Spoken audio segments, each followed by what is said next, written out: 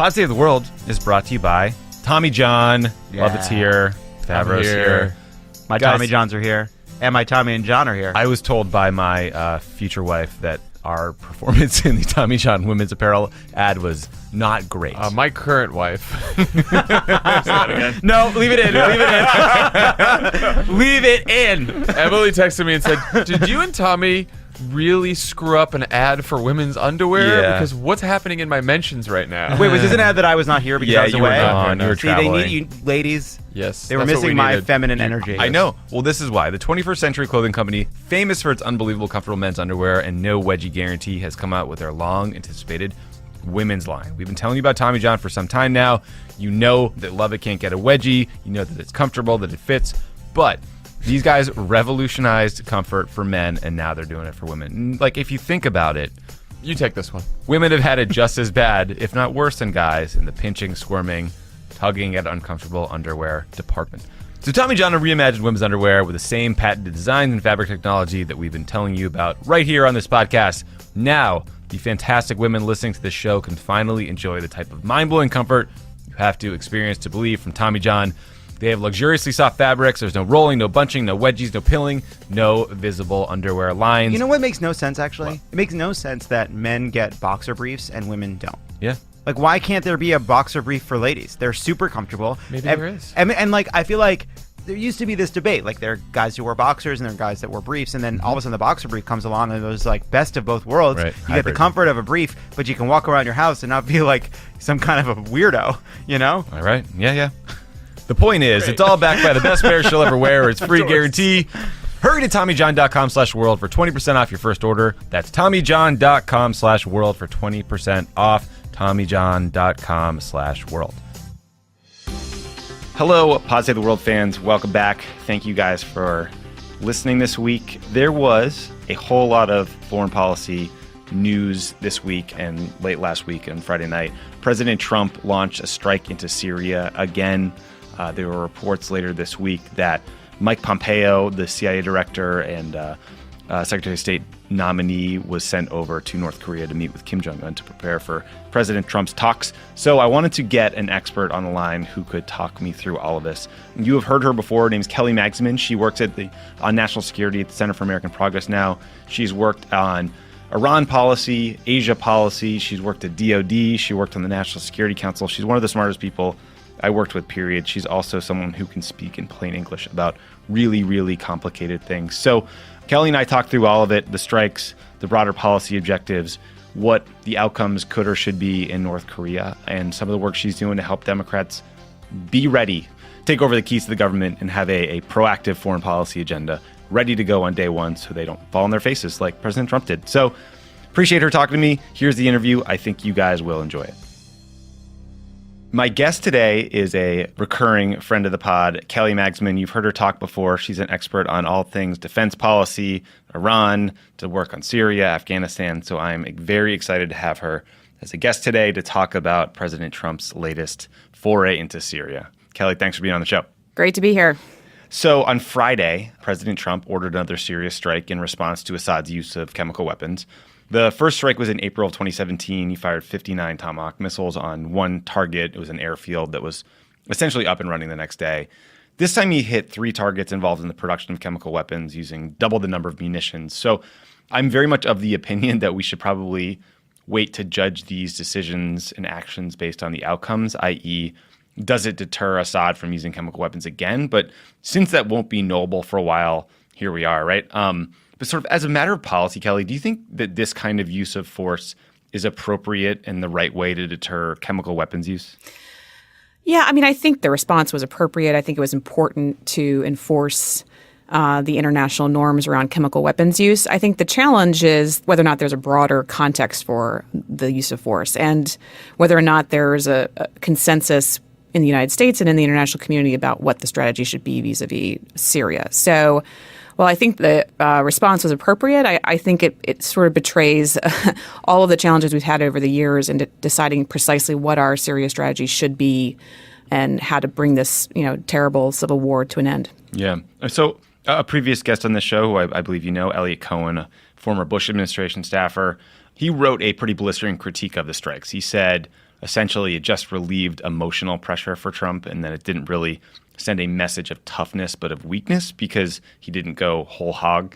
Cohen argues that Assad now knows basically what he can get away with, which is anything short of chemical weapons use, and that he advocated that we, quote, smash the Syrian air defense system, destroy helicopters and aircraft, and above all, kill a good number of the men who conducted these attacks and the men who ordered them. What do you make of that criticism coming from the right that we need to be much, much harder on Assad when he uses chemical weapons? No, I mean, I think there's something to it. There is a disconnect, I think, between, the situation using chemical weapons and the broader Syria war. I mean, I think the problem is that Syria is not just one war, it's multiple wars. So you've got a civil war that's been ongoing since 2011. You've got the United States versus ISIS. You've got the Sunni versus the Shia. You've got the Turks versus the Kurds, the Iranians versus the Israelis, the Russians versus the United States, Nikki Haley versus Larry Kudlow. I mean, the problem is it's multiple wars all in one. And what I fear is that the situation could potentially turn into a regional war. Mm-hmm. Yeah, I mean, you sort of get at my next question, which is like almost every foreign policy decision you ever make is not going to be easy. It's not black and white. You have to identify these core interests and you have to rank them and you have to make, essentially an imperfect decision. As you just said, in Syria, sometimes those interests are competing, right? You want to deter chemical weapons use and ensure it doesn't fall into the hands of terrorists. You want to deny ISIS a safe haven, but you also want to stop Assad from slaughtering innocent people, even though he's fighting ISIS. So, I mean, do you have a sense of how this White House is ranking those interests? And am I missing anything?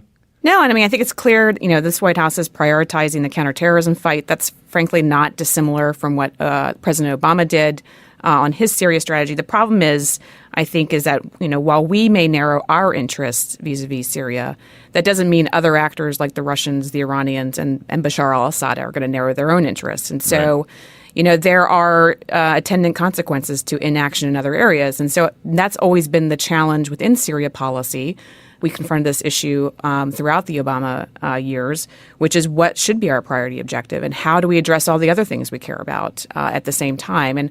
And frankly, I mean, I think the whole, I'm looking back on it and reflecting, none of us, I think, left the Obama administration feeling very good about the situation in Syria. And the whole was never really greater than the sum of its parts. Yeah. So, I mean, like, when you look at the policy now, I think we have about 2,000 service members fighting in Syria. There was a story a couple weeks back that reported that Trump said to his national security staff in a meeting basically that he wanted all of our guys out within 48 hours. Apparently, General Mattis, or Secretary Mattis, and others had to wrestle him to get to a 6-month time frame for withdrawal, but they're not allowed to say time frame because that's what Obama used to say, whatever. So obviously moving 2,000 guys in 48 hours is idiotic and logistically impossible, but some would also argue that getting them out in 6 months is going to leave this dangerous security vacuum. I read about this decision and I found myself deeply ambivalent about the choice. And I reached out to a handful of smart people, including you, who I used to work with. And it felt like almost everybody was in the same place, right? I mean, this was partly because what you were just saying, that anyone who worked for Syria, worked on Syria for Obama knows that there's probably no more difficult problem that exists in foreign policy. We know that Trump was given a mess. We all know how good our military is at fighting, but it's really, really hard to solve these political challenges that are left over after the fighting is done, or at least largely accomplished, especially in places like Iraq, Afghanistan, Syria, Libya. So, what do you make of that announcement and that choice that he might pull all 2,000 guys out of Syria? Like, let's do some hand wringing here, Kelly. Listen, I'm one of those people that believes, maybe I'm old school, but I believe that if you're going to commit American forces into conflict, you've got to have a well-established mission, and that mission has to be embedded in a much broader strategy. And so I think that's the fundamental issue, is if we're going to keep 2,000 guys there, what precisely will their mission be? Right. I happen to think it would be a good idea to keep them there because I think this conflict is morphing much more into a sort of struggle for influence in the long term in the Middle East, and I think a precipitous American withdrawal at this stage would be unwise. But, I think we owe the guys on the ground clarity, strategic clarity about what precisely they are there for. And then I think we should ask ourselves, whether 2,000 guys is really going to achieve whatever mission we set out for them. This has to be bigger than an American military presence. It's got to be a strategy of diplomacy. It's got to be a strategy to put pressure on the Russians and the Iranians and Assad internationally. I mean, this can't just be a military-driven strategy. So do you have a sense of what those 2,000 guys are doing? Is it only a counterterrorism mission against ISIS? Are they training, sort of resistance forces? Like, what is happening over there? Do you know? Is it knowable? I think it's a very good question. It's a counterterrorism mission, definitely a training mission, and working with our, sort of Kurdish friendly forces to try to keep that area liberated in northeast Syria. So I think it's a very good question to ask now is if, we're on the verge of a defeat of ISIS, although I think that is an open question. But if we are on the verge of the defeat of ISIS, then what is their mission? And sort of having a bunch of guys garrisoned is not necessarily a good mission either. So I think we owe that to the guys on the ground and gals. Do you think that this is sort of a de facto? I mean, Susan Rice had an op-ed today that said essentially keep those 2,000 service members in Syria and then essentially help the opposition forces establish territory that they can hold and build up and essentially occupy. Do you think that's kind of like de facto what would happen if we kept these guys in? I think so. And I think her point was, basically use this as our way of leveraging a diplomatic process around ending the civil war. And I think that's right. But I think it's got to be coherent. I think it's got to be well thought through about what the potential consequences are, how long we're willing to keep guys on the ground doing that kind of mission, and then how we evaluate success. I mean, I think, one of the challenges we've had throughout Syria policy is evaluating whether or not we're successful in our strategy. And that's always been an issue. Yeah. I mean, one of the things that the Wall Street Journal reported that Trump is essentially trying to pull together a replacement force. They called it an Arab force to replace the U.S. military presence in Syria. He asked the Egyptians to send some troops. He asked the Saudis, Qatar, the UAE to contribute a bunch of money for reconstruction and send troops. Do you think that's a serious option to replace U.S. power in the region? In theory, it could be a good idea. It's one of those ideas that necessarily doesn't actually work out in practice. I'm skeptical, frankly, that will materialize. But it's clear that the president is looking to invest regional partners in the future of Syria, and I think we need to be thinking in that direction. It's just a matter of whether or not that will actually happen. And frankly, there is no, as far as I understand, no person really running Syria policy right now. And so unless you have somebody out there doing the spade work to put together that coalition, you have zero chance of success. So I think if the president's serious, then he needs to follow through with some actual diplomacy with our partners. And that is the part I see missing in all of this. Right. Yeah, I mean, that's a really good point about, who would run that? Like the State Department, where there is apparently no one currently employed in the building? Nobody's home. Nobody's home. Maybe Mike Pompeo could take on this job in secret. Yeah, that would be good. Do you think that we will ever be as willing to put serious skin in the game in terms of military hardware and people and money as serious as Iran or Russia currently are? And then, they clearly have this need to hold territory and can maintain influence in the region. Do you think we'll ever be able to match that? It's a good question. I think it's at the heart of the challenge with Syria is, we have essentially narrowed our interests for quite some time. And we haven't had the political will, frankly, to do that kind of engagement. And the Russians and the Iranians do have that will. And I think Bashar al-Assad has proven that he's willing to do whatever is necessary to stay in power. And he's going to keep killing his people. I mean, let's be clear. Like, American military strikes for the use of chemical weapons are not going to prevent this guy from murdering his people. And, we have over 500,000 Syrians that have died since the beginning of the conflict. 500,000. It's incredible. That's terrific. Assad has proven his brutality even beyond chemical weapons use. But you raise a really good question. And I actually think this is an issue more broadly. I think Syria sort of represents the fundamental breakdown of the liberal international order. And, why is it that we have a Syria situation? Why is it that the UN Security Council can't come together and agree on how to respond to chemical weapons use? Yeah. Why the legal consensus, international legal consensus around use of force has totally been obliterated. So I think Syria is a symptom of much larger disease in the international system. And I think people are wondering why the international system, not just the United States, but the international system can't solve big problems. Do you think that the disease is sort of infected the UN Security Council, where you need Russia, China, the U.S., all these major players to sign off on things before we can proceed? Yeah, I mean, absolutely. And I think it's proven dysfunctional. And so what it does is it forces, the United States and Britain and France to work outside of the Security Council. And Right. I think, and while there may be good reasons for that, over time, that's going to erode the purpose of the international system and the rules that we're all supposed to be bound by. So, but we look at a situation like Syria, and international rules that we've been following don't really solve the situation in Syria. Yeah. So, I think it's a much bigger symptom of a much bigger problem.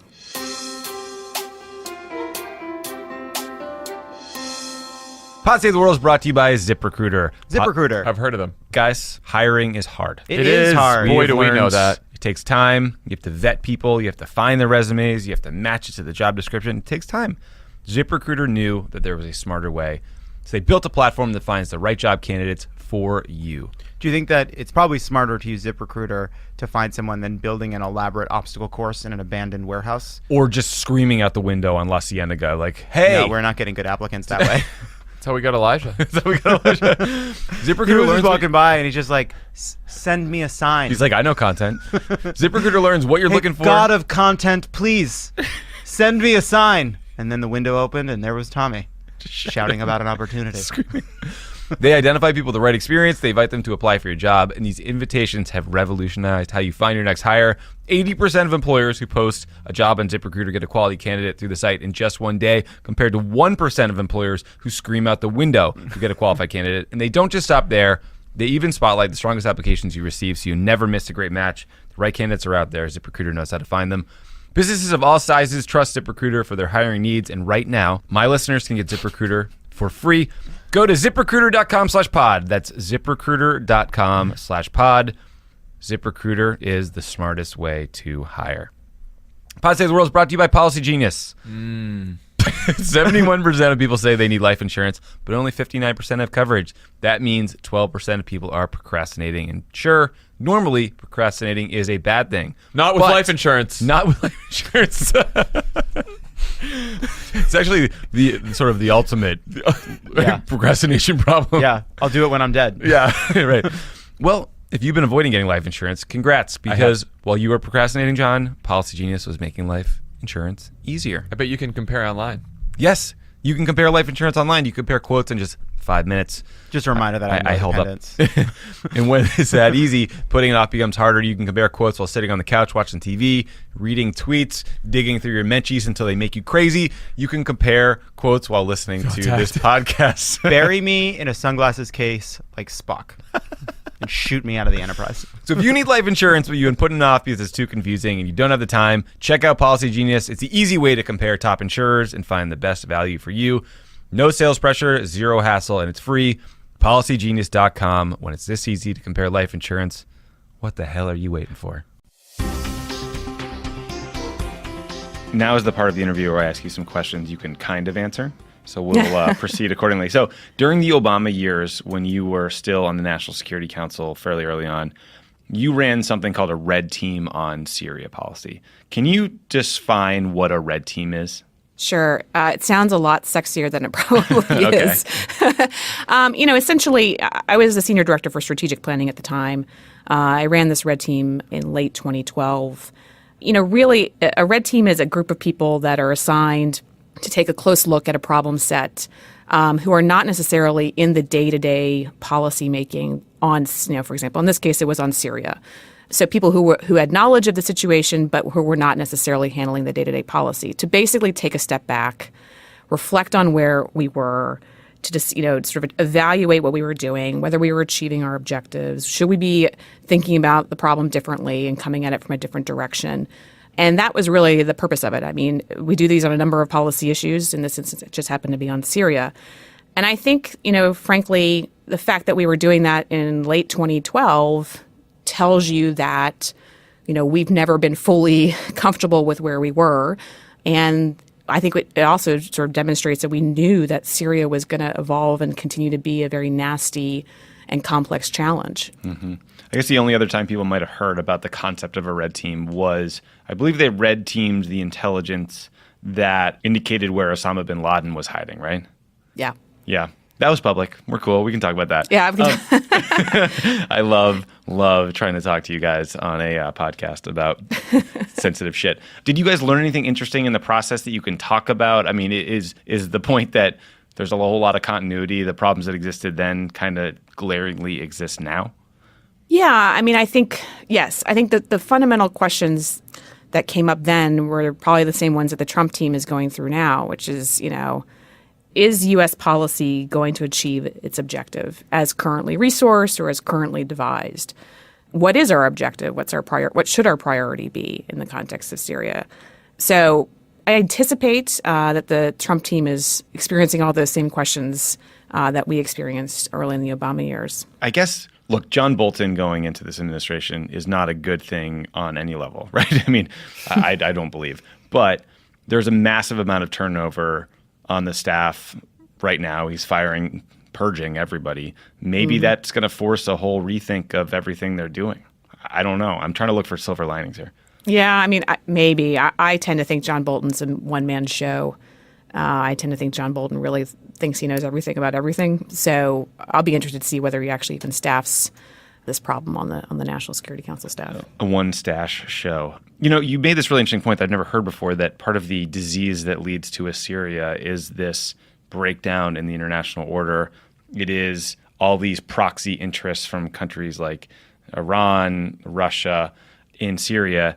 That reality kind of rubs up against something that really frustrates me when I hear people talk about foreign policy, which is when they say, we need to be tough on Syria to send a message to Iran, or we need to be tough on Iran to send a message to North Korea, as if we know how the country we're targeting will respond, let alone the response to the response somewhere else, But with all these competing interests, it's hard not to hear that complexity and think the limit of U.S. power has been reached. We can't possibly figure that out.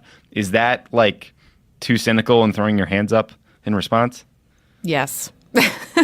No, I mean, I think it's letting us off the hook way too easy. Listen, don't let us off the hook. Yell at me. I think America is capable still of doing great things. I think America is capable of marshaling international action to solve big problems when we choose to do so. Yeah. And, I think in the case of Syria, we clearly – here's one – it's been 15 years since the invasion of Iraq. Mm-hmm. So we just passed that anniversary. I think that the Iraq War looms very large in the psyche of American policymakers, politicians, and the American public. And I think we can't underestimate the impact of that on how decision-making is happening on Syria, both in the Obama administration and what appears to be in the Trump administration. Right. And it's sort of like we had the Vietnam problem, prior to that, in terms of how we thought about national. I think it's going to be a while before we get past that. I think when we invaded Iraq, we were very bad at not just sort of the follow-up, but we were very bad at anticipating the attendant strategic consequences that it would embolden the Iranians, for example, in the region. I think on Syria, we have failed to recognize that inaction also has attendant strategic consequences. So that's, from my perspective, I think some ways, it's important to learn the lessons of the Iraq War, but I worry about overlearning them as well. Right. I don't know that anybody anticipated 500,000 dead, a refugee crisis that is destabilizing half of Europe.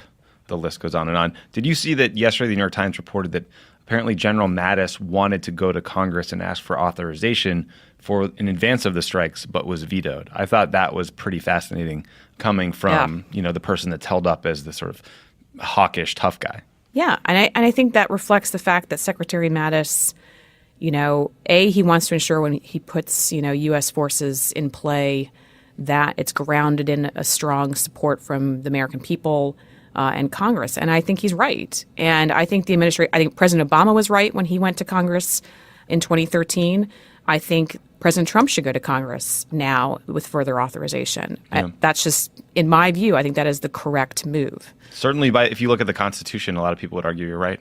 I mean, come on, guys, do your job, Congress. Yeah, and I know that the president has sort of used Article 2 as a broad basis. I think most people would sort of think that's a little bit much. Yeah, especially in this instance.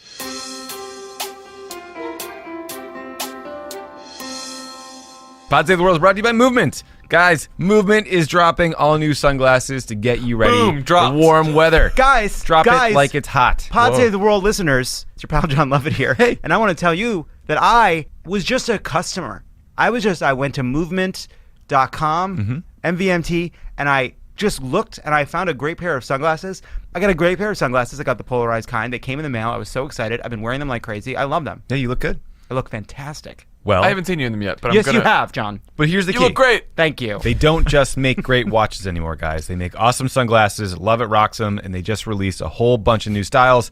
You've heard about Movement. Those Heard about watch guys, they were sick of getting ripped off by the cheap sunglasses assholes, Billy and Rick, whatever. So they said, screw it.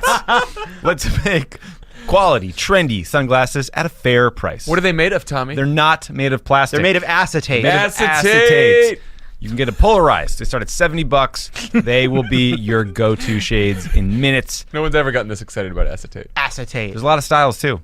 I made a mid-year New Year's resolution to make my style a bit crazier, so buckle up, guys. But that part of it was getting the tortoise ones, because I go for the more extreme ones. Who's dressing you? Yeah, we No one. Get Get 15% off today with free shipping and free returns by going to mvmt.com/crookedworld. You know Movement. You love their stuff. Go to mvmt.com/crookedworld. Join the movement. I want to ask you about North Korea, if I can, because the Washington Post reported that the CIA director and the Secretary of State nominee, Mike Pompeo, took a secret trip to North Korea over Easter weekend for talks with Kim Jong-un. It's what everybody wants to do during Easter weekend. It's a hell of a good scoop, but maybe not a huge surprise. Like, don't you kind of think it makes sense to have direct talks in advance of a Trump-Kim meeting? Apparently, they're targeting June as a date. They're looking at 4 or 5 venues outside the Korean Peninsula, including Southeast Asia and Europe. I mean, I would argue they probably should have done this before they agreed to the head of state level conversations, but I'm glad it happened. Did you have thoughts on this reporting? Yeah, listen, I think the fact that Mike Pompeo went to North Korea is, I think, probably a very good thing. I think it's good that the Trump administration is preparing in advance of the summit. I want to see diplomacy on North Korea succeed. What troubles me a little bit about the trip was that, Mike Pompeo is being nominated to be the Secretary of State, and he's going through that process right now with the Senate. And, what troubles me is that, he didn't really tell anybody on the Senate Foreign Relations Committee that he was doing this diplomacy. And I feel like that's a little bit of a material omission on his part. And now, listen, he could have told Senator Corker and Senator Menendez behind the scenes in private, but the fact that didn't happen troubles me a little bit about his transparency. Yeah. But overall, I mean, I think, listen, the Obama administration, we did a lot of creative things on diplomacy with a number of folks. And so I don't have a major issue. I do find it interesting, though, that he sort of took us to task on, engaging with Cuba, and, he signed the letter, to the Supreme Leader, undermining President Obama's diplomacy with Iran. So, I find this sort of consistency problem with Mike Pompeo. Yeah, Tom Cotton's infamous letter to the Supreme Leader undercutting Barack Obama, the President of the United States. Yeah, I mean, Mike Pompeo is full of shit. I mean, we should be honest. But it's such a funny moment. It's like where you sit is where you stand, right? I mean, couldn't you imagine a scenario where we have a nominee before Congress and we're in the midst of some really delicate series of diplomatic overtures with Iran, with Cuba?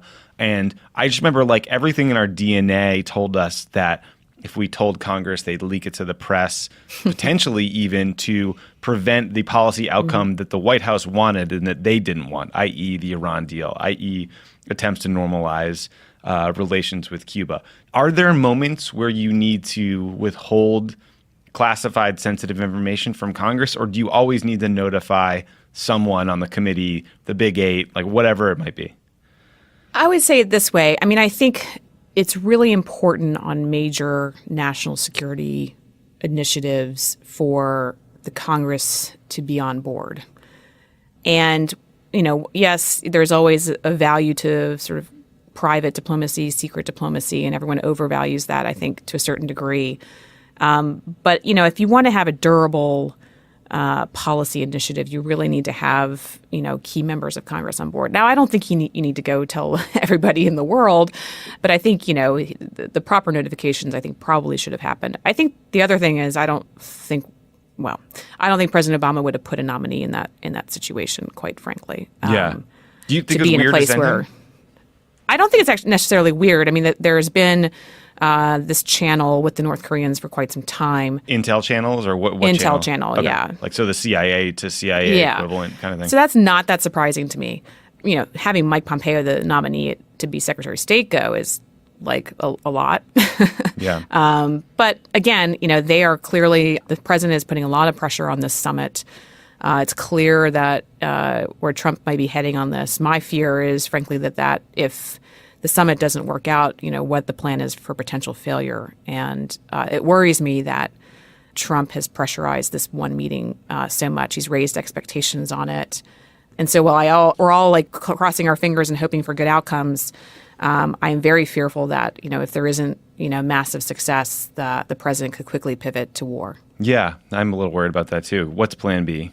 No one has mentioned to us.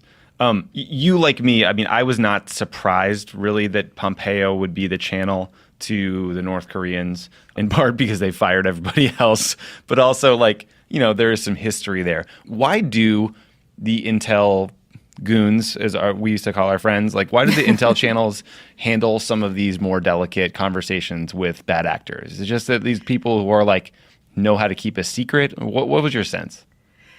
Yeah, I mean, I think part of it is that, some of these regimes, that's their main mechanism, right? Mm-hmm. Right. Their foreign ministries aren't particularly empowered in many cases. So, getting access to the decision makers in some of these countries requires different channels than the traditional diplomatic ones.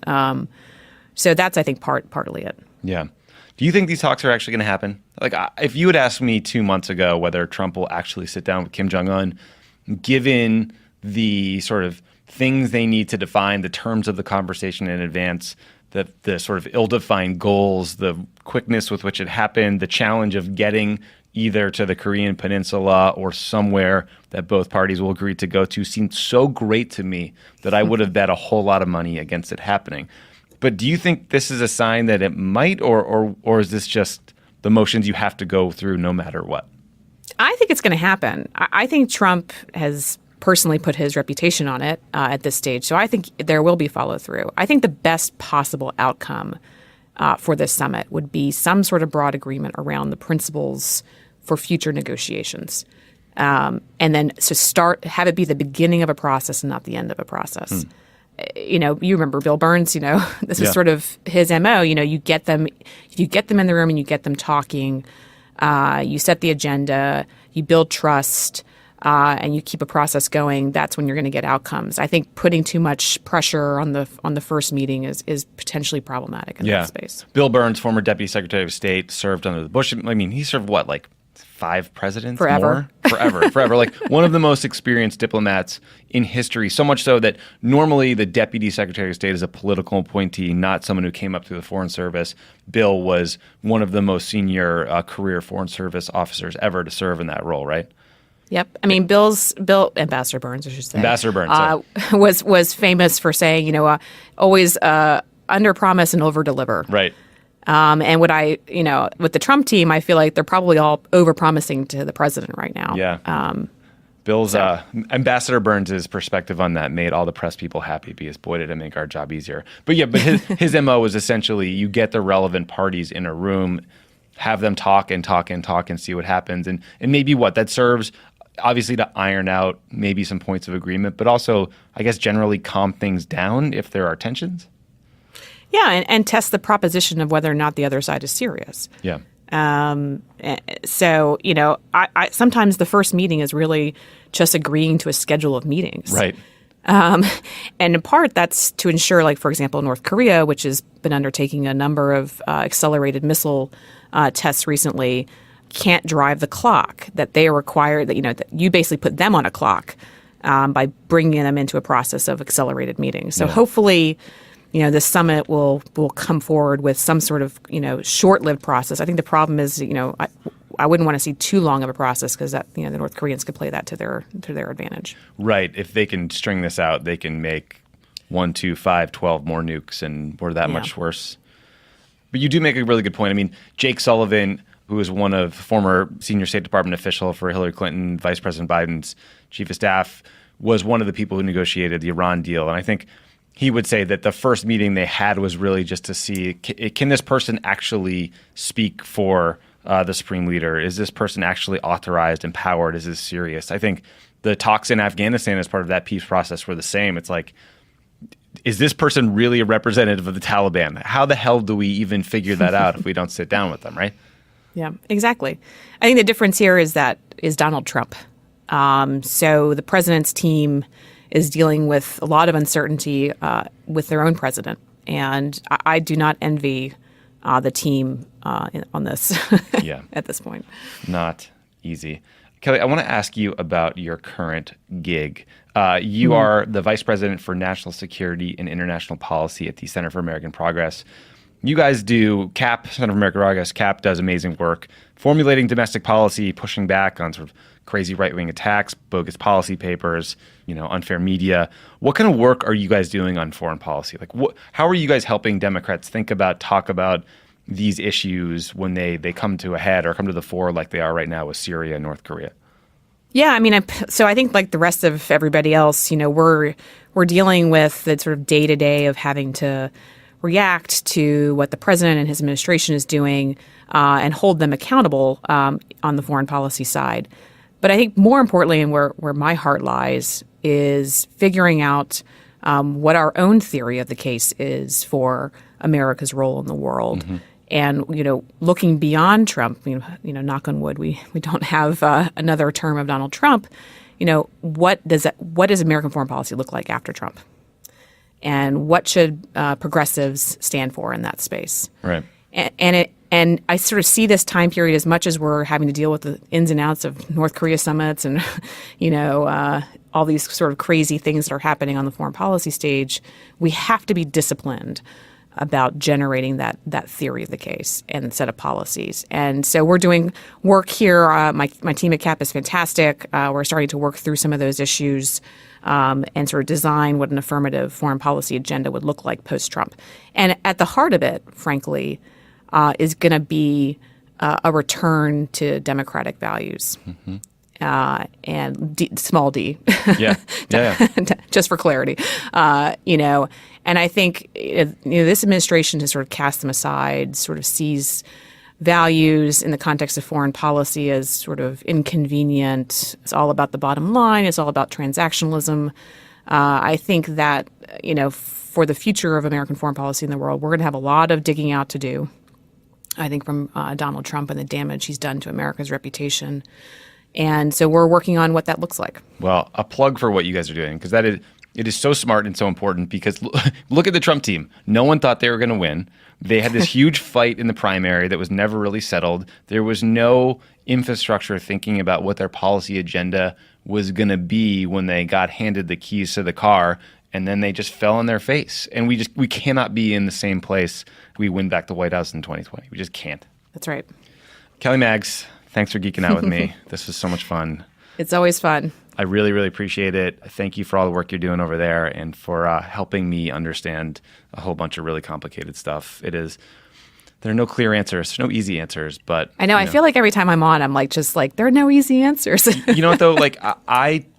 It's nice for me to be reminded of what a regular process and order looked like when people in good faith of all parties and, from all different components of the national security world were at least working on these problems, fighting it out, arguing, and thinking. It is important. Yep. So thanks for what you're doing, buddy. I'll talk to you soon. Thank you. Thanks again for listening to Pod Save the World. If you like the show, please rate and review us on iTunes. Share it with your friends. This thing grew solely through word of mouth, and I would love to keep it going because I really like talking to you guys about this stuff. Have a great week.